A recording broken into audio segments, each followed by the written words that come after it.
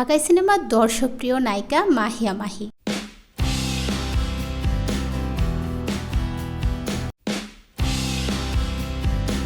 মাঝে চলচ্চিত্র থেকে দূরে গিয়ে স্বামী, সংসার আর রাজনীতি নিয়ে বেশ ব্যস্ত ছিলেন। বিয়ের 2.5 বছরের মাথায় সংসার ভাঙল এই অভিনেত্রীর। চলতি বছর ফেব্রুয়ারি মাসে ফেসবুকে ভিডিও বার্তার মাধ্যমে এই খবর জানিয়েছেন ঢালিউড অভিনেত্রী নিজেই। আপাতত স্বামী রকিব সরকার আর তিনি আলাদাই রয়েছেন। খুব শীঘ্রই তাদের আইনি বিচ্ছেদের প্রক্রিয়া সম্পূর্ণ হবে। তবে মাঝে বেশ কয়েকবার নিজেই সামাজিক যোগাযোগ মাধ্যমে জানিয়েছেন একাকিত্বে ভুগছেন তিনি। তবে কি স্বামী রকিবের কাছে ফিরে যাবেন মাহি? সম্প্রতি এক সাক্ষাৎকারে সে কথাই খুলে বললেন অভিনেত্রী।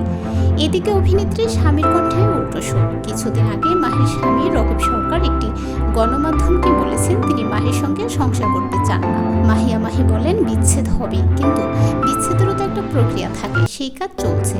শীঘ্রই বিচ্ছেদের চিঠি চলে যাবে তার স্বামীর কাছে। কিন্তু মাহি কি ফিরতে চান স্বামীর কাছে? এমন প্রশ্নের জবাবে তিনি বলেন, আমি যখন কোনো সিদ্ধান্ত নিই অনেক সময় নিয়ে যাচাই বাছাই করে সিদ্ধান্ত নিই। অনেকদিন পর্যবেক্ষণ করে জেনে বুঝে এই সিদ্ধান্ত নিয়েছি। তার সঙ্গে এক ছাদের নিচে আর ফিরবো না।